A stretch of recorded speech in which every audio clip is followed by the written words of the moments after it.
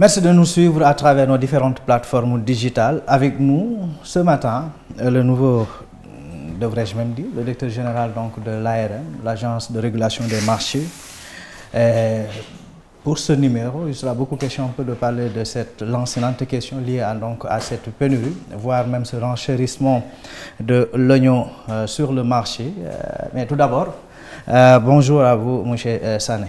Bonjour Mansour, tout le plaisir pour moi de pouvoir répondre à vos questions. L'oignon, c'est une denrée de forte consommation qui est ici au Sénégal. On assiste aujourd'hui à une raréfaction de la ressource. Résultat, aujourd'hui, c'est le renchérissement des prix. Qu'est-ce qui peut expliquer un peu cette situation? Merci beaucoup Mansour. La situation de la tension que nous notons sur les prix est due à trois facteurs. Le premier facteur, il est interne. C'est le comportement de nos commerçants qui, lorsqu'on est dans une situation de fin de campagne de commercialisation et qui coïncide avec l'ouverture de l'importation, le temps de l'arrivée de l'oignon importé, effectivement, il y a des pratiques spéculatives qui jouent un peu sur les coûts. Vous convenez avec moi que depuis une semaine, pratiquement chaque jour, il y a au moins 200 ou 500 francs qui est ajouté sur le prix du kilogramme. On est passé entre lundi jusqu'au samedi de 1000 francs, 1200, 1300, 1400 jusqu'à 1500 hier, ce qui est inacceptable. La deuxième chose, le deuxième facteur, c'est qu'il y a au Maroc le maintien des mesures de restriction liées à l'exportation de l'oignon. Ces mesures-là ont été prises par le Royaume du Maroc il y a de cela 2 mois. Et nous avons alerté les autorités et l'issue, la voie diplomatique est en train d'être utilisée par nos autorités pour voir comment le Sénégal pourrait avoir au moins une dérogation pour obtenir un couloir afin d'avoir 30 000 tonnes pour approvisionner le marché. Le troisième élément, c'est au niveau de la Hollande. La campagne la production est attendue en fin juillet. Les récoltes sont attendues en fin juillet, début août. Le temps du chargement de la Hollande au Sénégal, c'est à peu près 10 jours, ce qui correspond justement à ces 2 semaines de tension que nous vivons. Mais l'ouverture du marché a été faite depuis le 11 juillet, ce qui fait à peu près 20 jours où normalement, si les conditions étaient réunies, l'oignon importé et l'oignon local devraient cohabiter afin d'éviter une rupture et surtout un renchérissement des coûts comme nous sommes en train de le noter. Vous avez parlé un peu de différents facteurs, notamment un facteur qui est lié au commerce en véreux, je peux m'exprimer ainsi. Est-ce à dire qu'aujourd'hui que l'État semble dans une certaine mesure impuissant par rapport souvent au dictat de ses importateurs ou plutôt de ses commerçants? L'État ne peut pas être impuissant, comme vous le savez, parce que l'État a les moyens de faire face et l'État a les moyens de stopper la spéculation. Il faut noter que pour le cas de l'oignon, pour le cas de la pomme de terre et pour le cas de la carotte, ce n'est pas la structure des prix homologués qui est en jeu. Souvent, c'est les prix conseillés. Pourquoi? Parce qu'il y a les facteurs de production ou les éléments qui structurent l'arrivée de l'oignon importé sont souvent évolutifs. Et pour éviter de pénaliser les commerçants qui sont des Sénégalais, effectivement, l'État, à travers un peu l'évaluation des charges, arrive à déterminer un prix conseillé. Un prix conseillé, mais qui ne peut pas dépasser un certain nombre de plafonds. Et lorsque cette situation arrive, effectivement, par le biais du ministère du Commerce, de la Consommation et des petites et moyennes entreprises, la direction du commerce intérieur entre en jeu parce que l'État a les moyens de bloquer les prix et en cas de non-respect de ces prescriptions, l'État a la possibilité de saisir les stocks et de les vendre au prix qui devrait normalement être le prix initial. Au-delà, vous avez entre autres ces deux autres facteurs qu'on peut situer donc comme étant des facteurs exogènes. Au niveau du Maroc et de la Hollande, on aurait pu penser que peut-être que la solution pourrait venir un peu de l'oignon local. Qu'est-ce qui peut expliquer aujourd'hui qu'il y ait rupture même de cet oignon local? Vous savez, l'oignon, le Sénégal produit en moyenne, si nous fions aux statistiques de la direction de l'horticulture, du ministère de l'Agriculture, le Sénégal produit 400 000 tonnes. 400 000 tonnes rapportées aux besoins de consommation mensuels qui sont de l'ordre de 30 000 tonnes. Normalement, sur l'année, on devrait consommer 380 000 tonnes. Vous voyez qu'il y a une marge. Mais la difficulté, c'est les pertes post-récolte qui viennent pratiquement annihiler tous les efforts que l'État fait pour augmenter la production. Donc, le défi pour l'ARM, effectivement, la nouvelle stratégie de régulation, c'est de faire une régulation par la saisie des stocks. Et cette stratégie est adossée sur la réalisation d'un certain nombre d'infrastructures de stockage afin de stocker la production et de permettre à ce que d'allonger le temps de l'écoulement, de la mise en marché, de créer de la valeur ajoutée, de la richesse et de l'emploi, mais aussi de réduire la balance commerciale de l'État du Sénégal. Vous savez, si on arrive aujourd'hui à implanter un certain nombre d'infrastructures de stockage sur le territoire national, il va y avoir une baisse de pratiquement 7%, de 7 milliards sur la balance commerciale de l'État du Sénégal, ce qui est quand même ce qui serait un grand bond en avant. Et le président de la République, lors de la concertation sur la vie chère, a insisté sur la nécessité de doter le Sénégal d'infrastructures de stockage adaptées. Il faut aussi faire remarquer que l'axe 1 du PSE, croissance et création de richesses, il y a ce que l'on appelle le hub logistique, faire du Sénégal un hub logistique et commercial. Et ce volet logistique-là, justement, intègre les infrastructures de stockage, et le ministère en charge du commerce, effectivement, est aujourd'hui en plein pied dedans pour essayer de voir comment, selon les zones de production, selon les spéculations, on va pouvoir au moins réaliser un certain nombre d'infrastructures de stockage, des infrastructures de commercialisation et des chambres froides. Du marché d'intérêt national. Beaucoup avaient pensé que peut-être que ça aurait pu être aujourd'hui, en tout cas, une façon ou bien une manière de pouvoir un peu faire face à d'éventuelles ruptures ou autrement. Effectivement, le marché d'intérêt national aujourd'hui est un outil important pour justement bien mener la mission de régulation. Déjà, il faut rappeler que le marché coûte à peu près 51 milliards.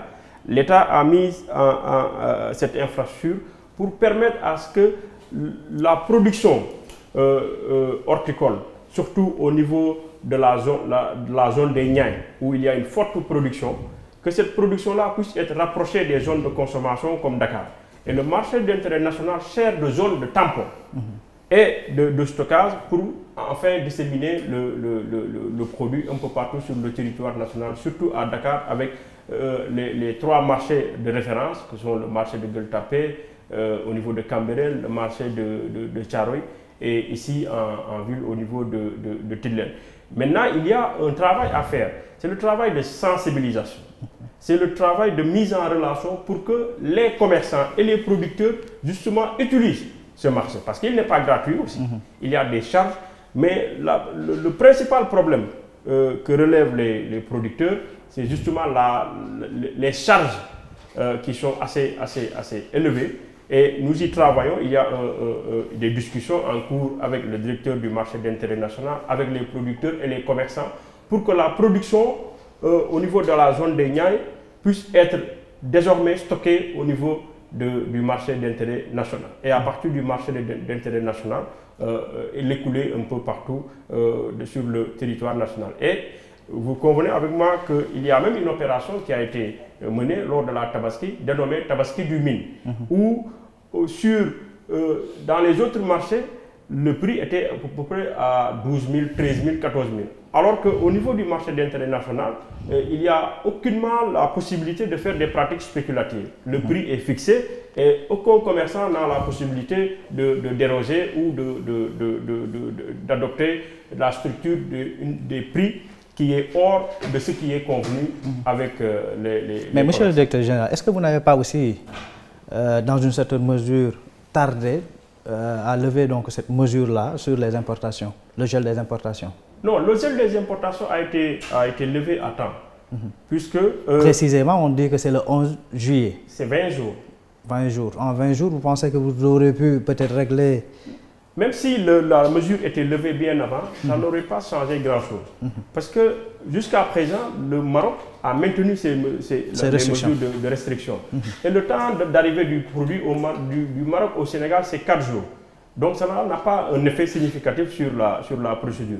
Mais l'autre fait, c'est qu'au niveau de la Hollande, l'arrivée des récoltes était prévue en fin juillet, début août. C'est en fait, on ne peut pas importer un produit qui n'est pas arrivé à maturité.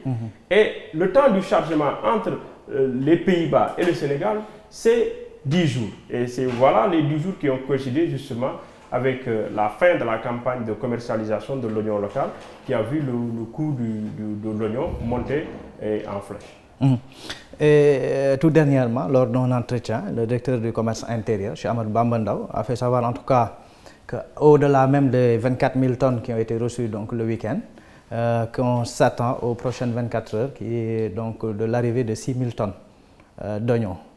Oui, je puis le confirmer, effectivement. Nous avons reçu 2400, ce n'est pas 24 000, c'est 2400 effectivement tonnes durant ce week-end-là, qui vont contribuer à alimenter le marché. Mais il y a 6 000 tonnes, d'ailleurs, pour être plus précis, 6 000 tonnes qui vont arriver le jeudi 10. Et nous avons aussi l'arrivée de notre bateau de 6 000 tonnes le mercredi prochain, ce qui va contribuer fortement à approvisionner le marché, mais aussi qui va jouer fortement sur les prix. Pourquoi? L'enjeu de la régulation, c'est la disponibilité du produit. Parce que c'est un produit périssable qui ne peut pas être gardé un temps assez long, à défaut d'infrastructures de stockage. Donc, si les quotataires arrivent à importer énormément de produits, surtout l'oignon, effectivement, cela va fortement contribuer à faire baisser le coût. Mais l'État, en ce qui le concerne, a les moyens justement de stopper les prix, et le ministre du Commerce a donné des instructions dans ce sens. Je pense que la direction du commerce intérieur va les exécuter. Parlons maintenant à présent des missions qui vous sont assignées. Elles sont, par exemple, si vous devez nous dire un peu les missions qui sont assignées aujourd'hui à l'ARM, on parle un peu de faire de telle sorte, en tout cas de favoriser qu'il y ait un dialogue entre producteurs, importateurs et commerçants. Aujourd'hui, est-ce que vous pensez réellement que ce travail est en train d'être fait? Le travail est en train d'être fait, c'est une dynamique, comme on le dit. L'ARM a pour mission d'être l'interface entre les producteurs et les commerçants,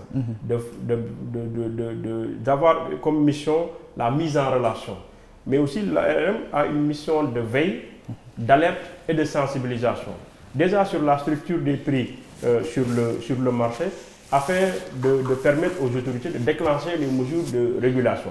Mais l'ARM aussi a une mission de prévention, justement, parce que nous avons des remontées hebdomadaires de la part de nos agents qui nous renseignent sur la structure des prix, le niveau des stocks et leur évolution, afin de nous permettre de pouvoir définir une bonne stratégie de régulation.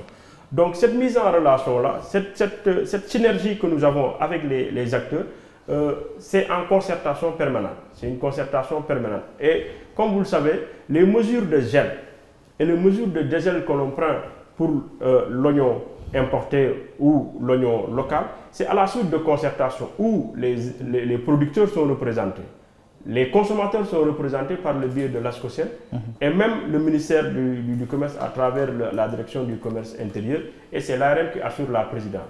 C'est à la suite de l'évaluation de la campagne de commercialisation, soit de l'oignon local ou de l'oignon importé, où on définit les quotas à appliquer pour l'oignon importé, la structure des prix qui sera appliquée au niveau import, au niveau des grossistes, au niveau des demi-grossistes, jusqu'au niveau des détaillants.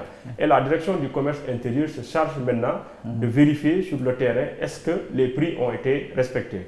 À rappeler que nous sommes sur la structure des prix conseillés, pas sur les prix homologués. Donc, vous voyez que cette concertation, elle est permanente. Et au moment où je vous parle, il y a une concertation qui se fera cet après-midi avec les importateurs pour voir, avec cette situation-là, comment accélérer le rythme de l'import afin de sécuriser le marché et en vue aussi du Magal qui peut être à l'horizon, comment vraiment éviter le renchérissement des coûts. En d'autres termes, c'est un rôle de médiation, d'interface entre, comme vous l'avez dit tantôt, que ce soit les producteurs et les commerçants. Est-ce à votre niveau aussi, on peut dire que vous jouez le rôle peut-être que de la carotte, mais la cravache peut être derrière pour les producteurs véreux ou peut-être les commerçants qui n'accepteraient pas dans une certaine mesure d'appliquer les prix aussi homologués. Oui, l'ARM n'a pas les prérogatives et il ne figure pas dans ses missions la sanction. Cette prérogative est du ressort de la direction du commerce intérieur, effectivement, qui contrôle avec les agents sur le terrain est-ce que les prix sont respectés pour les produits où il est appliqué l'homologation des prix ou surtout sur les prix ou sur les produits où il y a fondamentalement des prix conseillés. Parce qu'il faut savoir que les prix conseillés, ce n'est pas aussi une fenêtre ouverte pour vraiment exercer une pratique spéculative. Parce qu'on tient compte des charges, on tient compte un peu du volume des charges afin de définir vraiment une structure des prix évolutifs, mais qui ne dépasserait pas un certain nombre de plafonds. Lorsque des situations comme celles que nous vivons arrivent, effectivement, la direction du commerce intérieur entre en jeu et bloque les prix à un certain niveau. Et maintenant, si dans la pratique, il arrive que des pratiques spéculatives sont constatées comme nous le notons, effectivement, des saisies sont opérées et le produit est vendu au prix qui devrait être le sien sur le terrain. Est-ce que vous avez une mission aussi d'encadrement des transactions dans le secteur, dans les filières agricoles? Bon, des transactions financières, bien sûr. L'ARM n'a pas, en tout cas la régulation n'a pas encore intégré ce volet, mais nous y travaillons parce qu'il y a ce que l'on appelle le fonds de commercialisation. Nous attendons la mise à disponibilité du fonds et ce fonds de commercialisation justement a pour rôle d'éviter des situations pareilles. Parce que la mise en œuvre de ce fonds, l'exploitation ou l'utilisation de ce fonds, c'est pour sécuriser justement le volet, la production et la mise en marché. Et de faire en sorte que lorsque des situations pareilles arrivent, effectivement que l'État ait les moyens de pouvoir mettre de l'argent quelque part afin de pouvoir acheter le produit et le mettre sur le marché afin de le sécuriser et de permettre aux Sénégalais de pouvoir vraiment consommer non seulement l'oignon, mais les produits disponibles, mais à un coût moindre. Parce que, je le rappelle, il faut que nous qui avons en charge ces missions-là restions sur le cadre des instructions ou des conclusions issues de la concertation sur la vie chère. Aujourd'hui, on parle un peu de hausse ou bien de renchérissement un peu du coût de l'oignon. Cela voudrait-il dire que les autres denrées ne sont pas concernées, peut-être par ces aléas? Les autres denrées ne sont pas concernées. Je prends un exemple, la pomme de terre, où au Sénégal, nous avons en tout cas une production qui peut nous tenir encore 5 mois. Donc, nous avons vraiment le niveau de tonnage requis pour pouvoir gérer les 4-5 mois à venir. Pour la carotte, les quotas ont été donnés. Et pour la pomme de terre, c'est combien de tonnes? Pour la pomme de terre, aujourd'hui, on est à 30 000 tonnes déjà disponibles. Parce qu'il faut comprendre que la consommation moyenne pour la pomme de terre, c'est de 10 000 tonnes par mois.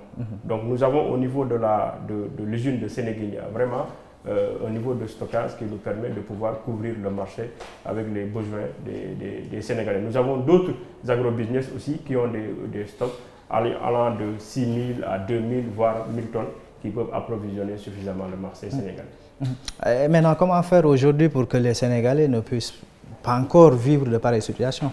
Oui, vous savez, la régulation, c'est aussi l'anticipation. Et nous sommes en train de développer une stratégie, et surtout avec la mise à disposition du fonds de commercialisation sur instruction du président de la République, pour avoir justement un fonds, pour avoir un stock de souveraineté et sécuriser la production. Parce que comme je l'ai noté tantôt, il y a 30 à 40% de pertes post-récolte. Ce qu'il faut éviter, c'est justement de continuer la structure de cette perte-là. Et la réalisation des infrastructures de stockage va entrer dans sa phase active. Et je pense que d'ici les prochaines campagnes, nous n'aurons plus à vivre. Et dans la réalisation de ces infrastructures de stockage, est-ce que l'ARM aussi a un rôle à y jouer? C'est l'ARM même qui construit les infrastructures de stockage. Au moment où vous parlez, nous sommes en train de réaliser 5 plateformes dans la zone de Potou, dans la zone de Ngomen, dans la zone de Rao, au niveau de Rosso. Et nous avons démarré la construction d'une chambre froide dans la région de Thiès, à Fass-Boye, d'une capacité de 2000 tonnes. Et il y aura prochainement le début des travaux pour la réalisation d'une chambre froide au niveau de Diamniadio, d'une capacité de 5000 tonnes. Donc je pense que cette dynamique-là va permettre vraiment de renverser la tendance.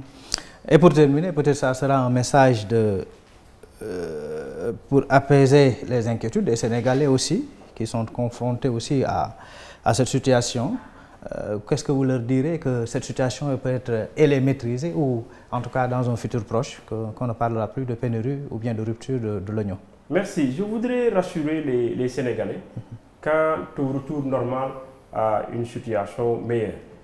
Déjà, avec l'arrivée des 2400, cela va approvisionner le marché, même si ce ne sera pas suffisant, puisque la demande est forte. Mais avec l'arrivée des 5000 tonnes et les autres 6000 tonnes qui arrivent, je pense que d'ici une semaine à 2 semaines, nous allons retrouver une situation normale. Mais avec la mission diplomatique qui est en train d'être menée au niveau du Maroc, à travers vraiment le ministère des Affaires étrangères, le ministère de l'Agriculture et de l'Équipement rural, le ministère du Commerce, fondamentalement, nous négocions un couloir de 25 000 à 30 000 tonnes, ce qui va fortement contribuer à approvisionner le marché. Avec l'arrivée prochaine de la campagne de commercialisation de l'oignon local, nous pensons que nous n'aurons pas à vivre une situation pareille. On est arrivé au terme de cet entretien. Le mot de la fin? Bon, je voudrais d'abord vous remercier, mais surtout faire un appel à l'endroit des commerçants sénégalais. Parce que justement, ce n'est pas parce que le produit est rare que forcément les gens doivent appliquer une structure des prix hors de portée des Sénégalais. Je l'avais rappelé lors de la Tabaski, que les Sénégalais vendent aux Sénégalais. Il faut que les efforts consentis par l'État pour augmenter la production, les efforts consentis par l'État du Sénégal pour justement bloquer les importations afin d'éviter la cohabitation ou la concurrence de l'oignon importé sur l'oignon local, que les producteurs et les commerçants soient conscients des efforts de l'État que l'État fait, et qu'en retour, que ces derniers puissent appliquer une structure des prix vraiment conforme avec les aspirations et les orientations du gouvernement en faveur de la diminution de la vie chère. Voilà, merci beaucoup Ansoumane Sané. Je rappelle qu'il est le directeur général de l'ARM, l'Agence de régulation des marchés, et par ailleurs, je sais qu'il ne va pas me le pardonner, que c'est le maire donc, de la commune de Sindian. Merci beaucoup, on vous donne rendez-vous très prochainement. Merci à vous.